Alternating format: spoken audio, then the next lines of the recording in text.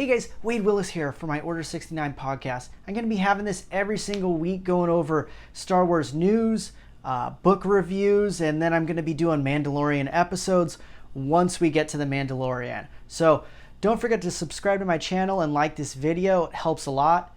Today I'm going to talk to you guys about the John Boyega and Daisy Ridley interviews. Now, John Boyega's interview was on the GQ, British GQ version. And I will link the full interview below because I think you guys should actually read it. It's a pretty good interview, really interesting. And what people are focusing on is seeing that he's bashing Star Wars in it. A lot of his stuff is very valid. One of the points that he makes, he talks in it about how he does see it as a stepping stone and he is thankful for it to a certain degree, but he did have a lot of issues with it and he's going to be open about it, which can't blame the guy for that. In the interview, he talks about how in The Force Awakens, they didn't even have a hairdresser that had experience with, black people's hair, and there was a lot of pushback on the different types of what he wanted to wear to events and things. Now, how a company like Disney misses that, we need to maybe get a different hairstylist in here, and even J.J. Abrams, the director, how does this get past him? This is kind of a big deal, and they're a big enough company that that shouldn't even be an issue at all. So I totally again, I'm white, but I understand where he's coming from in this, and super justified in his opinion, especially with the hairstylist part. He does talk about how he's upset. Don't market a black character to be more important, then push them to the side. Now, there's a lot of pieces to this. One, we did have the whole China thing, and if you guys aren't familiar with it, the movie posters in America, John Boyega was kind of you could tell he's one of the three main people, and he's I believe holding a lightsaber in the main movie posters. For the China release, they shrunk his character to a third of the size in the movie poster, and there's a lot of backlash in China with black characters, and the country kind of pushes back on this. So I believe some of that, he's alluding to some of that. He doesn't necessarily mention China in this interview, and I don't know if he has in the past about being upset about that. If I missed something, comment below and link where he does talk about China in another instance, but that's a big thing that's been well documented. Now, there's a few ways to look at the China thing. One, what are Disney's choices? Now, Disney's motivated by money, and I'm basically not going to have Disney's back on a lot of the stuff. They're a huge corporation. They're in their interest to make money. Now, if they put him in the poster full size, and they use the same poster as they did in America, would it sell as much? Would China push back and not even allow you to put out the movie? There's a lot of things. Could the success of Star Wars and John Boyega's character, could it do anything in China long term? Probably not, but there's a possibility. Is Disney thinking about this at all? Probably not. But this is just if having this maybe get distributed to the masses and not having the marketing being the same as America, maybe it could have a positive impact in China in the future. I don't know. That's the only way I could see kind of justify the Disney perspective, but I don't think that's how they were looking. He also talks about how they knew what to do with Daisy and Adam. No, they didn't. The biggest faults of this movie are that in this trilogy is that people feel like Daisy Ridley, one of the biggest things is she was too overpowered, and we just saw this in Mulan, and I have a video about the Mulan movie, but we just saw this in Mulan. People don't like a main character who is like way too overpowered and never really has to overcome adversity. It's just unrelatable. Luke, Anakin, they were really strong, but they also like took their fair share of damage. I mean, all of them, both of them got their, arms chopped off, or hands chopped off. They took damage, and Daisy Ray didn't. She's too overpowered. Whether you liked her or not, that is a big pushback. And a lot of people didn't like how those characters were developed. And he talks about how when it came to Kelly Marie Tran and him, they didn't know what to do, and all the nuance went to Daisy and Adam Driver. Now, I'm going to push back on some of this because the nuance and all of that and being focused, yes, John Boyega was marketed as important, but I feel like almost everyone who watched the movies felt like it's about Kylo Ren and it's about Rey, and Finn is also super important, as well as Poe. So I feel like most people looked at it that way, and even in the original trilogy, Luke's the main person. And Leia and Han get their times to shine, but they are way in the backseat of Luke to me. It's really hard to have a movie where you have three main characters that they're equally done and done well. But yeah, I never saw it as John Boyega is like the second main character or even the main character. I felt like they never said it was like that. He seemed like the third person, and he remained that in every movie to me. If you disagree, believe me, comment below. I'd like to hear your guys' opinions. But that's how I kind of see it. Now, the Kelly Marie Tran thing, there are a lot of issues with that I will get into later. Now, he did bring up that no one said they were going to boycott the movie because of their character, which that was a thing. People were there, and this isn't the majority. There were a lot of like weird racist people that were saying they're going to boycott Star Wars because they have Finn as a character, John Boyega playing a main character, and he's black. The amount of backlash he probably had in his DMs and Twitter and stuff I can't even imagine what it was like, because how it was for everyone else with taking out that didn't have to deal with the race factor is probably insane. And then you got to up it an ante where you have racists that are going in there spewing hate. It must have been tough.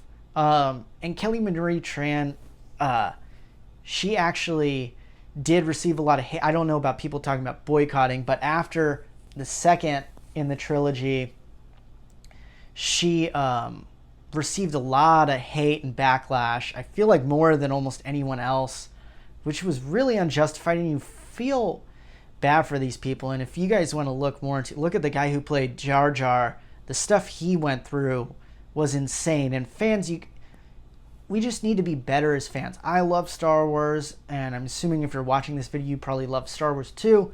We need to be better. Critique the movies, but the whole hating a character and then hating on the actor for it is horrible. And the guy who played Anakin dealt with a lot of stuff after too, and he's had his own issues. But I can't even imagine what it was like for John Boyega to go through people talking about boycotting because you're black. It's like, what year are we in? It's horrible. In the interview, he defends J.J. Abrams, and he's talking about like, leave J.J. alone. He wasn't even supposed to come back to save your shit. How I'm looking at this interview, and how this is just me reading the tea leaves here with the John Boyega stuff. I feel like he liked the way J.J. Abrams was positioning his character in The Force Awakens, and that's the best original thing in The Force Awakens is Finn's character, in my opinion. The rest of The Force Awakens is basically not original. The original trilogy starting up again. They copy the movie almost exactly. The Finn thing was an awesome change. The Last Jedi is very divisive. I understand if you don't like it. And I'm sure he didn't like the way Rian Johnson took his character, especially with him defending JJ. Because how I look at the things that he's talking about, he brings up Force Awakens and the hair thing. Okay, JJ, that's under JJ's watch at that time. Then he brings up Kelly Marie Tran. Well, Rian Johnson, really put her as one of the main character, a main important character in that movie. And then in JJ's movie, she's basically out. I have heard that Disney edited a lot of stuff out, but she came to the forefront because of Rian Johnson. Whether you like the story he had with her or not, that's its own thing. But in J.J. Abrams' movie, they basically sideline her, and she's going to do calculations. Her one major line, she's like, "Oh, I got to go calculate this stuff out," which is kind of racist. So I don't think that if you're looking at race, JJ really handled anything well.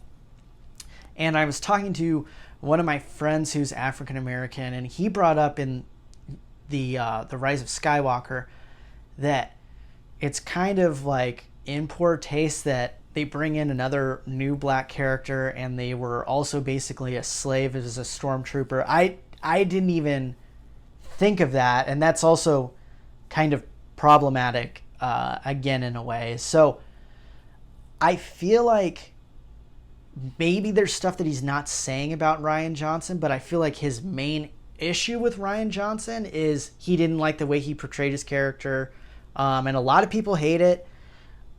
And most people don't like the Canto Bight whole side plot thing. The whole point of it was before that, Finn was basically doing everything because of Rey, and he really cared about Rey. Him going through everything at Canto Bight, he sees, the slavery of these animals and stuff. Whether you like it or not, it's fine. But after he goes through that, when he's fighting Captain Phasma, he's calls himself a rebel, which is a big deal because he did not consider himself a rebel until he goes through that whole thing. So it is important whether you like it or not. He was doing something with his character. I understand, and I find it interesting. I would have personally liked them to develop him as maybe learning how to use the Force and stuff, and I think John Boyega wishes that they would have done that with his character. I agree, but it seems like he's talking about Disney when there's things, and defending JJ when I feel like there's a lot of problematic things that happened under JJ's watch. That's just how I see it. And then I get to the Daisy Ridley interview. Now, this was on with Jimmy Kimmel and stuff. What Jimmy Kimmel wasn't doing the interview, and I'll link this below too. And this is her first since Star Wars ended too. And we find out that the Palpatine thing wasn't supposed to be that way the whole time, which everyone kind of knew that already. I guess I don't know why you would just believe things that Kathleen Kennedy says or J.J. Abrams says in an interview. I feel like I don't really trust people in those kind of positions. They say what you want to hear a lot of times, or they'll try to say things to spin it certain ways. We knew that Palpatine wasn't supposed to be in it the whole time. She talks about how they pitched maybe Obi-Wan in the beginning, then they went to her being nobody, which I personally liked. Then JJ pitched the Palpatine grandpa thing and was going back and forth. Now fans are a lot of fans are really upset about this. Do I wish they told the truth? Yeah.